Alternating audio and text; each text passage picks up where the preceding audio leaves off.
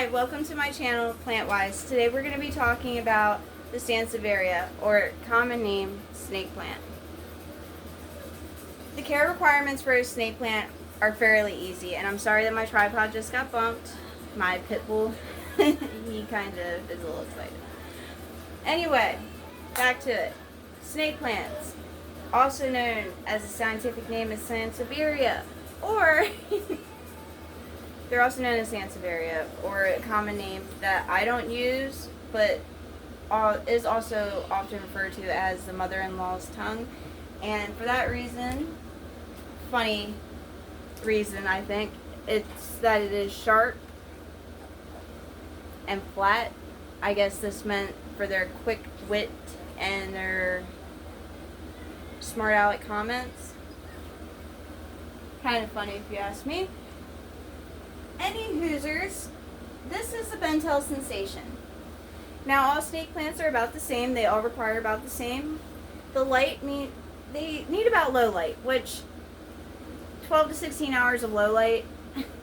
I mean, low light does not mean no light. So if this room, the only light that's on right now is a purple grow light, so you can see that it's pretty bright in here.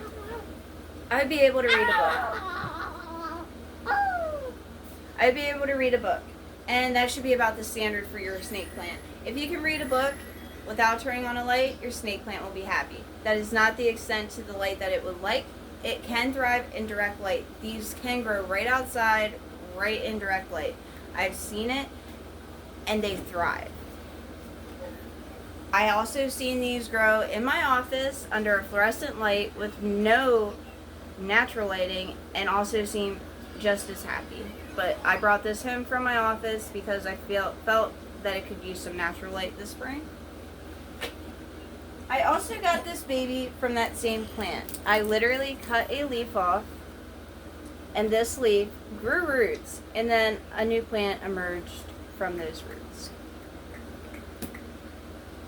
The Bentel sensation, this plant that I just showed you, this can get up to 3 feet tall.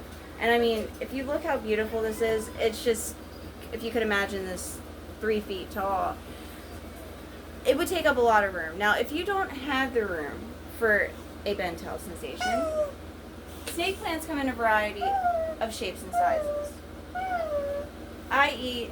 the bird's nest snake plant. This gets to be about 6 inches tall, and if you see, it's actually given me this cute little new baby that I will be separating at some point this spring. Your Sanseveria cylindrica.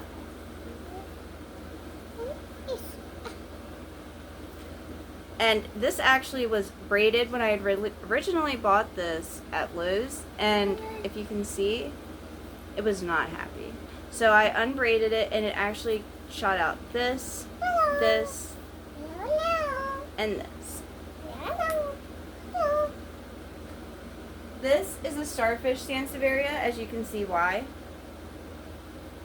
Once again, it's just like the cylindrica, where it's not the flat pointed leaves, but actual cylindrical, almost more succulent like leaves.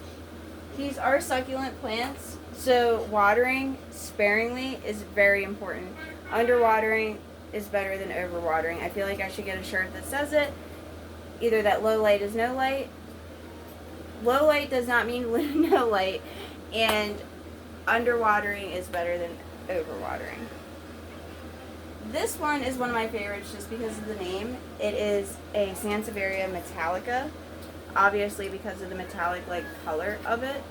But I mean, these are just such beautiful, like, just statement pieces in your home. They're just so elegant and simple. Like, just the fact that this just grows natural in nature, I mean, it's just like God took a paintbrush and was just like, like, I mean, it's just so amazing. Some of the variegation on plants, it really just makes you like wonder, like, it just really makes you wonder. Or just be in awe of how beautiful nature can be.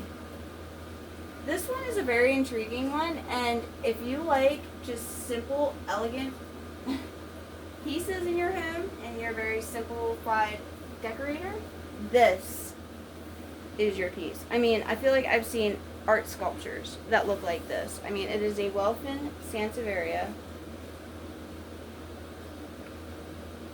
Look at that.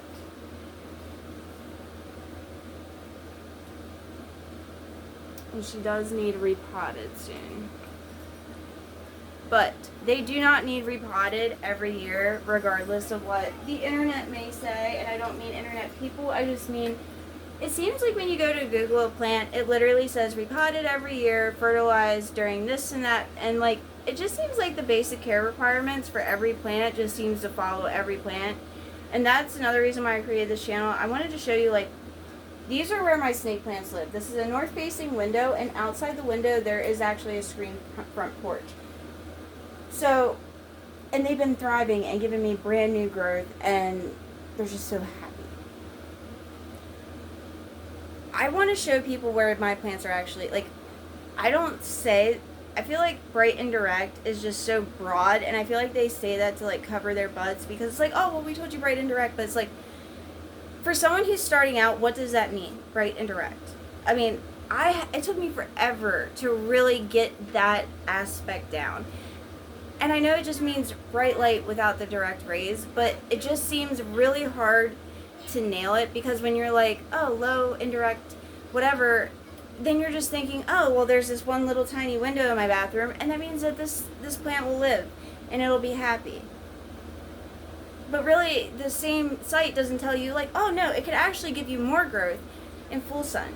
So I would like to give my 5+ years experience, I would love to give that to everyone who is trying to start out, because I don't think it's right to market a calathea for a beginner and they feel bad when they kill it, because a lot of these big name people, big name nurseries, I'm not saying they're guilty of it, but it seems very strange that you give someone a plant that is pretty much with very little instructions, and it's like they kill it, and then they feel like, well, it was a beginner houseplant, so it had to be something I did. So I'm going to go buy another plant because it had to been on me. And I don't think that's right, because it's like, I always feel sad when I see a plant dying. Like, I'm the type that will rescue it from the clearance rack. I will isolate it and save it and do the best I can to rehab it. And sometimes it just goes to, like, I just really wish that the tags would give a little bit better requirements. And that's really the basis of this channel, is I want to share my knowledge that I've had. I've had so many plants die. I've also had plants die. I'm not perfect. I've had pests. I've had problems. And I would like to explain how I fixed them, and also my plants have turned around. I have 120 plus plants right now currently, and would like to build that. My plant channel and community that I hope to build one day,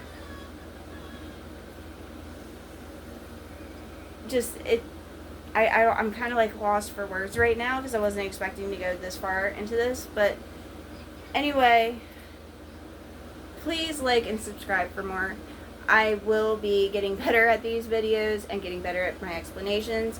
I will say that my plants, the snake plants, sorry, I do believe that they are pet friendly. If I am wrong on that, please comment below. If I'm wrong, I don't mind, and I would like the people that are pet owners that do have nibblers. I have pets and small children. They don't eat my plants, but I do know that some people have problems with that. And I don't want to tell you that it's a pet-friendly plant if it's not. So if someone knows that it's not typically a pet-friendly plant, please let everyone know. The snake plant. I mean, and it might even be a cute joke to get your mother-in-law one. At least she won't kill it, hopefully. Well, have a planty day. I hope I didn't rant on too much. I hope you got the care requirements that you needed for this video. Have a planty day and a blessed day.